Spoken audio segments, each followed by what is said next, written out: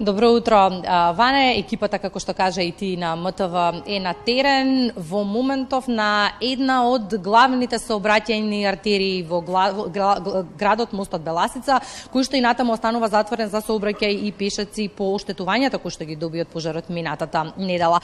Од град Скопје велат дека вештачењето е во тек, кое што би требало да ги даде потребните одговори, а кога мостот ќе биде ставен во функција, се уште не знаеме.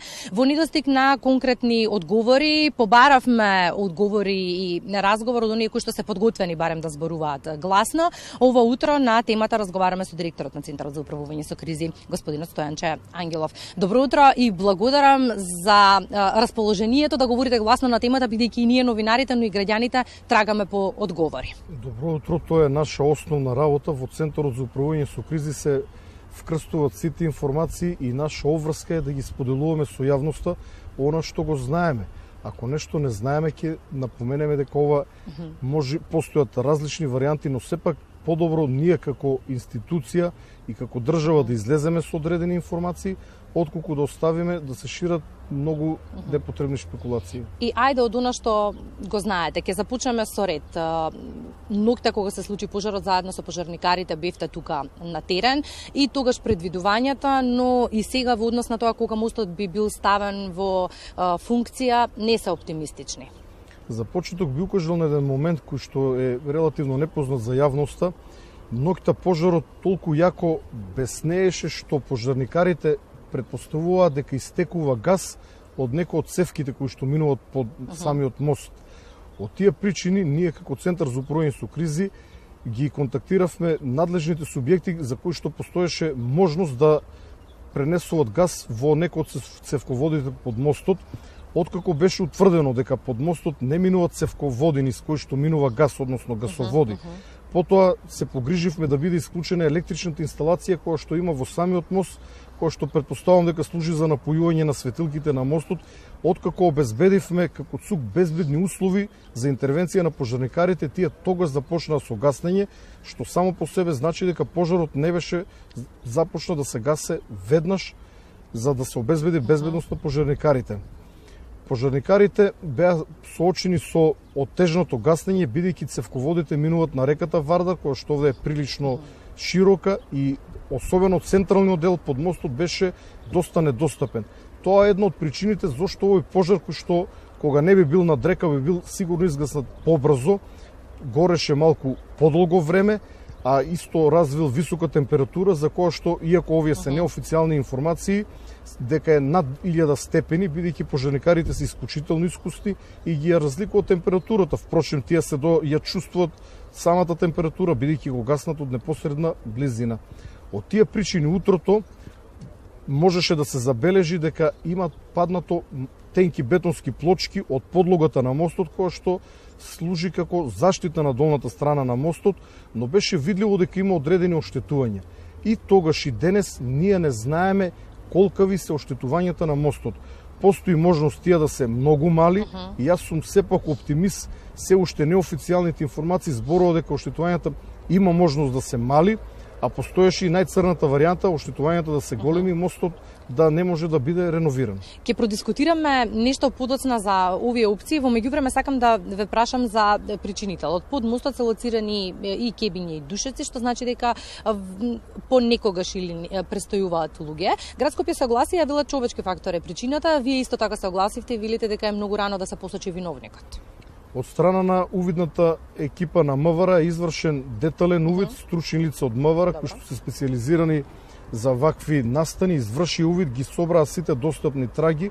Трагите се вештачат и верувам дека многу бргу ќе имаме информација од што е настанат пожарот и на кое место точно е започнат. Она што е видливо, и ако се симнете под мостот дури и сега, е дека таму има кебиња и душици, но и други предмети од домаќинство, што само по себе упатува на тоа дека под мостот престојувале лица. Дали биле скитници или друга категорија на лица, мора да бидеме многу предпазливи сега и во нашите изјави. Апсолутно. И не знаеме, но како да е постои можност овие лица да го предизвикале пожарот, особено ако чепкале во електричната инсталација која што минува под мостот. Но пак ќе кажам, и ова е на ниво на предпоставка, но секако се расширени многу шпекулации предлагам да почекам уште неколку дена и МВР да ги каже точните причинители. За ово што пред малку го споменавте, различни дискусии деновиве се водат за тоа која опција би се одбрала за враќање на мостот Беласица во функција.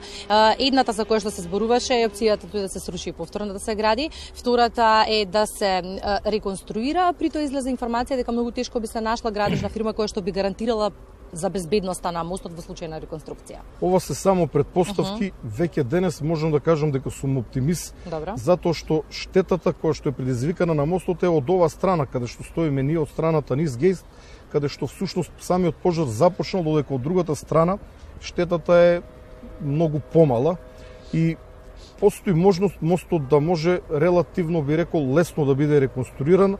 Се надевам дека нема да дојде до најцрното сценарио, тој да не може да се реконструира и да треба да се руши. Јас сум оптимист. Мостот Беласица не е единствениот на кој што имаше пожар изминативе години. Нешто подолу од локацијата на која што сме во моментов, мостот Мајка Тереза имаше пожар пред известно време, но не го затвори за сообраќај. Сега тука се го отвара прашањето колку се грижиме и надлежните институции меѓу другото за безбедноста на мостовите, бидејќи доколку забележиме добро, нарече се секој мост во метрополата виси инсталација. Не можам да не кажам дека пред повеќе од година, кога имавме една реакција за мостот пред Драчево, бевме предмет на исмејување на социјалните мрежи. Имаше една огромна дупкетина, би рекол, така пежоративно да се изразам, во која што можеше да пропадне моторциклист или тркало од автобус и да загинат луѓе. Но не само мостот кај Драчево, мостот кај Визбегово, на кој што неколку пати давав видео изјава, но и други мостови за кои што како ЦУК сме реагирале, како што е мостот во близина на Штип, мост овде на надвозникот на обиколницата околу Скопје. На најмалку десетина мостови како ЦУК имаме реагирано без тоа да го направиме јавно, бидејќи ние сме внимателни, јавно реагираме оному каде што сметаме дека јавноста ќе помогне за побрза реакција на надлежните институции. За жал, многу од мостовите не се во најдобра кондиција. Од тие причини до градот Скопје упативме барање да извршат, би рекол, еден вонреден надзор, да ги ја прегледат состојбата на мостовите, но исто такво барање упативме и до Министерството за внатрешни работи да извршат проверка на ниво на држава во сите урбани мостови кои што се наоѓаат во урбани средини, дали под нив престојуваат луѓе, бидејќи постои можност и во други градови, а особено во Скопје, под мостовите да престојуваат луѓе. Овој случај е доволен аларм за институциите да почнат да се грижат и на оваа тема, но дали ние граѓаните можеме да бидеме проактивни? Ние жестоко реагиравме и алармиравме за мостот кај Драчево. Еден мал дел од јавноста преку социјалните мрежи се исмејуваше со нас како ЦУК.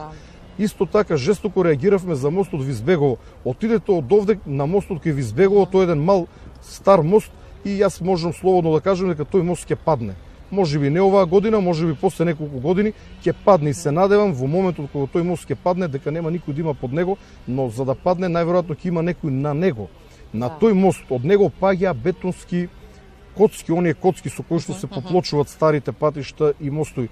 Јас лично во неколку наврати отстранував бетонски коцки кои што при патот мостот, бидејќи одоздолу минува многу фреквентна улица, односно фреквентен пат кој што води кон границата со Косово, кон Визбегово, кон индустријскиот дел, и таква коцка може да убие човек. Ние неколку пати алармиравме, еве ве повикувам, отидете на тој мост, направете снимка да видите дали е преземено нешто. Може ли следното линковско вклучување да ни биде од таа локација? Секако, зошто да не. Благодарам за тоа. И морам само за крај да кажам дека градот Скопје реагираше и веднаш ја поправи оградата на мостот Визбегово, но се работи за целиот мост и за неговата структура. Еве следната недела веќе, јас и вие на таа локација да им покажеме на граѓаните каква е фактичката состојба, стручниот тим на ЦУК, бидејќи јас не работам сам, јас сум како гласноговорник. Зад мене стоат извонредни професионалци кои што го одржуват Центар за управување со кризи во кондиција.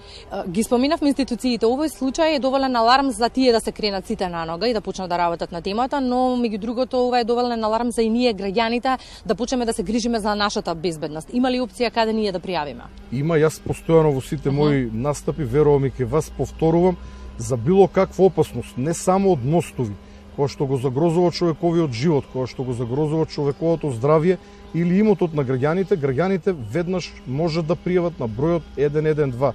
Ги повикувам нека се јават на бесплатниот единствен број за итни случаи 112, кој што се наоѓа во склоп на ЦУК, а нашите оператори од 112 повикот ќе го пренасочат во секторот за операции и координации кои што понатака ќе ги преземе сите неопходни действија. Господин Ангелов, благодарам за одговорите кои ни беа неопходни овие денови. Благодарам за можност.